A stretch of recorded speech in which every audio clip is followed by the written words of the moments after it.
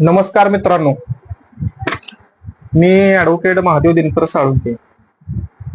आज मी या फेसबुकच्या लाईव्ह माध्यमातून आपणासमोर सह्याद्री सहकारी साखर कारखाना लिमिटेड यशवंतनगर सार्वजनिक निवडणूक 2025 बाबत काही मत मांडणार आहे. आणि ती मत मांडत असताना सह्याद्री कारखान्याच्या निवडणुकीचा इतिहास आणि सह्याद्री कारखान्यामध्ये ज्या पद्धतीनं काम चाललंय आणि विरोधकांच्या मध्ये झालेली फूट, भूमिपुत्रांचा लढा, अशा वेगवेगळ्या व्हिडिओच्या माध्यमातून या सार्वत्रिक निवडणुकीबाबत मी माझं मत मांडतोय. मित्रांनो, एक 4 महिन्यापूर्वी महाराष्ट्र विधानसभेची निवडणूक पार पडली आणि या निवडणुकीमध्ये माननीय बाळासाहेब पाटील यांचा पराभव झाला आणि यांचा पराभव झाल्यानंतर 4 महिन्यातच सह्याद्री सहकारी साखर कारखान्याची निवडणूक घातली गेली. आणि ही निवडणूक ही महाराष्ट्र राज्याच्या दृष्टीनं अतिशय वेदक अशी आहे. या निवडणुकीवर संपूर्ण महाराष्ट्रामधून लोकांचं लक्ष लागलेलं आहे. त्याचं एकमेव कारण असं आहे की सह्याद्री सहकारी साखर कारखाना हा यशवंतराव चव्हाण साहेबांनी पायाभरणी केलेला कारखाना आहे आणि यशवंतराव चव्हाण साहेबांच्या प्रेरणेतून हा निर्माण झालेली एक सहकारी संस्था आहे. आणि या सहकारी संस्थेवर कोण कारभार करणार आणि सहकारी संस्थेचे सभासद मालक कुणाला संचालक म्हणून निवडणार, या बाबीकडे संपूर्ण महाराष्ट्राचं लक्ष राहिलेलं आहे. परंतु या निवडणुकीच्या अनुषंगानं आपण मत मांडताना या कारखान्याच्या पार्श्वभूमीकडे आपल्याला जायला पाहिजे.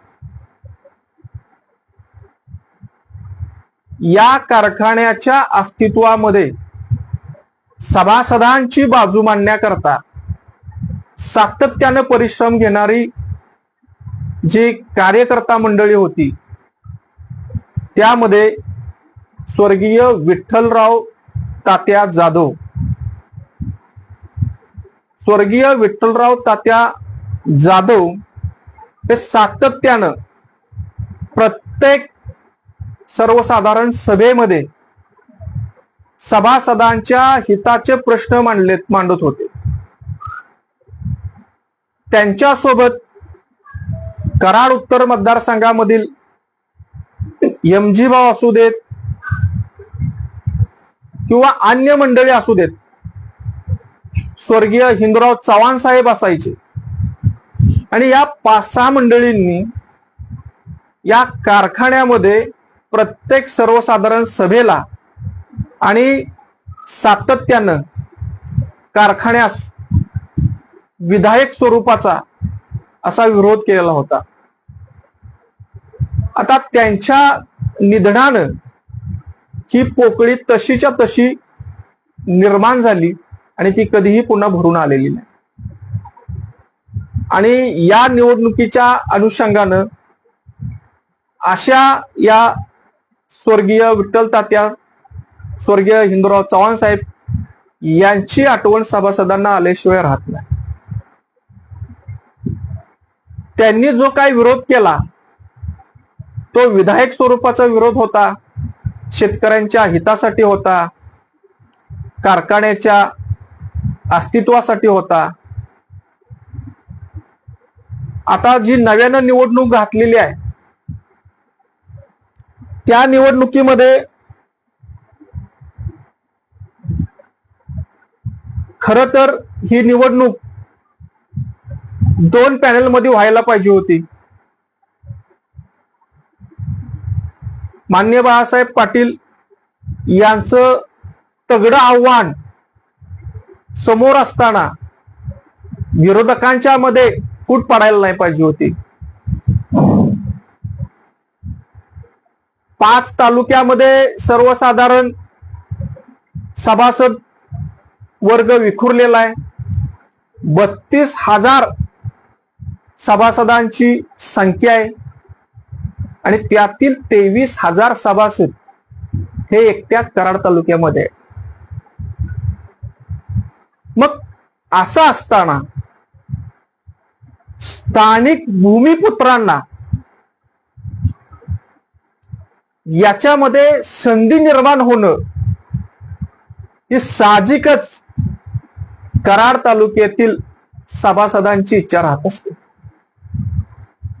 मग स्थानिक भूमिपुत्र आहेत, या स्थानिक भूमिपुत्रांना सामावून घेऊन जर एकच पॅनल निर्माण झालं असतं तर ही लढाई आणखीन रोमांचकारी अशी झाली असती. परंतु या स्थानिक भूमिपुत्रांना या निवडणुकीमध्ये सहभाग घेता येऊ नये किंवा तांत्रिक मुद्द्यावर यांच्या उमेदवारी कशा बाद केल्या जातील याचा नियोजनबद्ध कार्यक्रम आखला गेला. स्थानिक भूमिपुत्रांना न्यायालयीन प्रक्रियेमध्ये अडकवून कारखान्याची सत्तासूत्र आपल्या हाती कशी राहतील याच्या बाबतीतलं एक नियोजन केलं. मित्रांनो, ही कारखान्याची अस्तित्वाची जी लढाई आहे ती लढाई 2020 साली किंवा 2014 साली किंवा 2010 साली किंवा 1990-95 साली सुरू झालेली नाही. ही लढाई कारखान्याच्या उभारणीपासून नंतर सातत्यानं चालू झाली आणि ही लढाई कराड तालुक्यातल्या कार्यकर्त्यांनी आजपर्यंत ही जिवंत ठेवलेली आहे. आणि हे जिवंत ठेवण्याचं काम या कराड तालुक्यातील कार्यकर्त्यांनी सातत्यानं पुढे नेलं. आणि ज्या वेळेला हे चळवळीचे कार्यकर्ते आहेत, या चळवळीच्या कार्यकर्त्यांना या संचालक मंडळामध्ये जाण्याची एक सुवर्ण संधी, एक वेळ, सुवर्ण वेळ निर्माण झाली. त्यावेळेला मात्र तांत्रिक मुद्द्यावर त्यांना कशा पद्धतीनं बाद करता येईल याचा विचार केला गेला. कराड तालुक्यातील जनता ही खूप सुज्ञ आहे, ही खूप हळवे, ही खूप भावनिक आहे.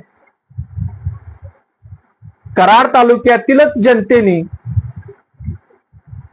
5 वेळा आमदार झालेल्या माननीय बाळासाहेब पाटील यांना घरी बसवलं. समजून घ्या की या निवडणुकीमध्ये सुद्धा कराड तालुक्यातील जी जनता आहे ही जनता समजून गेलेली आहे की या सह्याद्री सहकारी कारखान्याच्या निवडणुकीमध्ये स्थानिक भूमिपुत्रांकडे नेतृत्व द्यायला का तयार नाहीत. या स्थानिक भूमिपुत्रांनी असं काय केलेलं आहे की त्यांच्याकडं काही ठराविक मंडळी या कारखान्याचं नेतृत्व द्यायला तयार नाही. ते नेतृत्व आपल्या हाती असायला पाहिजे, ते नेतृत्व कटपुतळे असायला पाहिजे असं वाटतंय. परंतु या कारखान्याच्या निवडणुकीच्या अनुषंगानं जी गोष्ट दुर्दैवानं व्हायला नाही पाहिजे होती ती झाली आणि आता याच्यामध्ये 3 पॅनलची निर्मिती झाली. मित्रांनो, यशवंतराव चव्हाण सह्याद्री स्वाभिमानी परिवर्तन पॅनल या निवडणुकीमध्ये तयार झाला.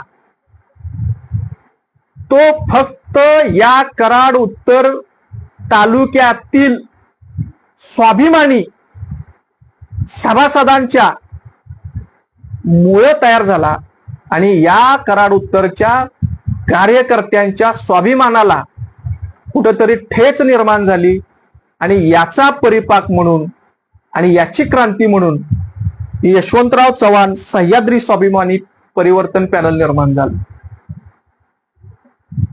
या पॅनल मधील जे उमेदवार आहेत त्या उमेदवारांचं जर आपण कौटुंबिक पार्श्वभूमी पाहिली तर हे सगळे उमेदवार हे सर्वसामान्य कुटुंबातून पुढे आलेले आहेत. हे उमेदवार हे चळवळीतले उमेदवार आहेत आणि खऱ्या अर्थानं या उमेदवारांच्या पाठीशी कराड उत्तर मधली जनता आहे. या उमेदवारांना या निवडणुकीमध्ये कोणाला काही उमेदवार का नको होते याचं उत्तर एकमेक आपापल्या सोयीना सभेमध्ये देत आलेले आहेत.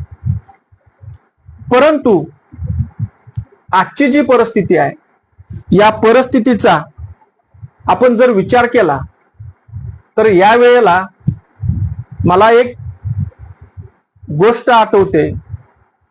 ती गोष्ट अशी की एका वनामधून भीम चालत चालले होते आणि ते चालत जात असताना त्यांच्या वाटेमध्ये एक म्हातार माकड त्याची शेपटी ठेवून आडवी रस्त्यावर पडलेली होती आणि ती आडवी शेपटी रस्त्यावर पडली असताना भीम त्या रस्त्याने जात होते आणि भीम त्या वानराला म्हणाले की बाबा हे शेपूट तुझं बाजूला उचलून घे. तर ते वानर काय म्हणाले की बाबा मी वयस्क झालोय, मला माझी शेपूट उचलता येत नाही, तू का नाही उचलून शेपूट ठेवत. तर भीमाला त्याच्या शक्तीचा फार मोठा गर्व झालेला होता. तुझी ही म्हातारी शेपटी, वास येणारा शेपटी मी कसं उचलून ठेवू असं त्यानं त्याला प्रश्न केला. आणि तू म्हातार आहेस, तुला तुझी शेपटी उचलत नाही, तुझी शेपटी मी गदेनं असं उचलून ठेवू शकतो असं एक प्रकारचं भाष्य भीमाने त्या वानराला केलं. मग वानर म्हणाला की ठीक आहे उचलून दाखव. भीमाने ती शेपटी गदेनं उचलायचा प्रयत्न केला परंतु एवढी ताकद लावून ती शेपटी त्या वयस्क म्हाताऱ्या वानराची शेपटी रस्त्यातून दूर करता आली नाही.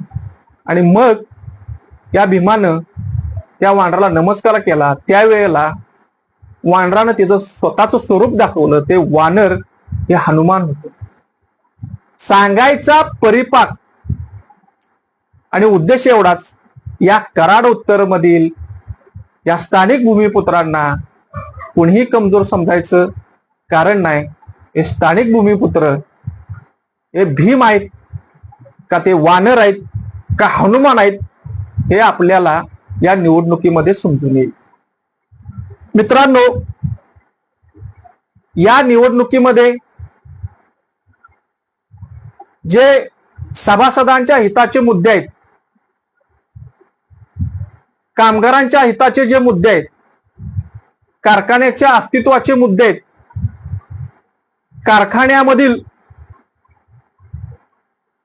अवजारांचे मुद्दे आहेत, मशिनरींचे मुद्दे आहेत, कारखान्यावरील कर्जाचे मुद्दे आहेत, हे मुद्दे सोयीस्करपणे बाजूला ठेवून केवळ या स्थानिक भूमिपुत्रांना या निवडणुकीमध्ये विजय मिळाला नाही पाहिजे याची व्यवस्था केली जात आहे. वस्तुस्थितीमध्ये कारखान्याचं व्यवस्थापन, कारखान्याचा कारभार कारखान्यावर असणारं कर्ज, कारखान्याला विस्तारीकरणाकरता लागलेला फार मोठा विलंब, या सगळ्या प्रश्नांची उत्तरं मागण्यापेक्षा स्थानिक भूमिपुत्रांना या निवडणुकीपासून कसं बाजूला ठेवलं जाईल, स्थानिक भूमिपुत्रांचं पॅनल कशा पद्धतीनं पाडलं जाईल, यासाठी काहीतरी मिलीभगत चालू आहे. कारखान्यात असणारे कामगारांचे अनेक प्रश्न प्रलंबित आहेत. सभासदांचा ऊसाचा प्रश्न प्रलंबित आहे. एकाच शेतामध्ये बांधाला बांधून एकाच दिवशी लागण केलेल्या एका शेतकऱ्याची तोड लवकर येते, त्या शेतकऱ्याची तोड उशिरा येते. असे अनेक प्रकारची समस्या या माध्यमातून राग व्यक्त करण्याकरता मिळालेली ही एक संधी आहे. कराड उत्तर मधील स्थानिक भूमिपुत्र जे चळवळ करून या प्रक्रियेमध्ये कारखान्याच्या संचालक मंडळामध्ये जाऊ इच्छितात, त्यांच्या पाठीशी उभं राहणं हाच खरा यशवंत विचार आहे. माननीय यशवंतराव चव्हाण साहेबांनी सत्तेचं विकेंद्रीकरण करून एक स्थानिक किंवा तळागाळातला कार्यकर्ता हा सुद्धा प्रशासकीय किंवा संचालक मंडळामध्ये गेला पाहिजे, या विचारानं सहकारी संस्था, पंचायत राज सिस्टम या महाराष्ट्रामध्ये निर्माण केली. आणि मग हे चळवळी कार्यकर्ते जर त्यांच्या विचाराशी बांधील राहून या कारखान्यामध्ये जाऊ पाहत आहेत, तर जनतेनं सुद्धा त्यांच्या सोबत राहणं गरजेचं आहे. 2014 साली कारखान्याची निवडणूक झाली होती. त्यानंतर 2019 ला कारखान्याची बिनविरोध निवडणूक झाली आणि आता त्याच्यानंतर 2025 साली कारखान्याची निवडणूक लागली. आणि याच्यामध्ये कराड तालुक्यातील स्थानिक भूमिपुत्रांनी एकत्र येऊन त्यांचं पॅनल तयार केलं आणि त्या पॅनलला नाव आहे यशवंतराव चव्हाण सह्याद्री स्वाभिमानी परिवर्तन पॅनल. आणि या पॅनलची खूण आहे विमान.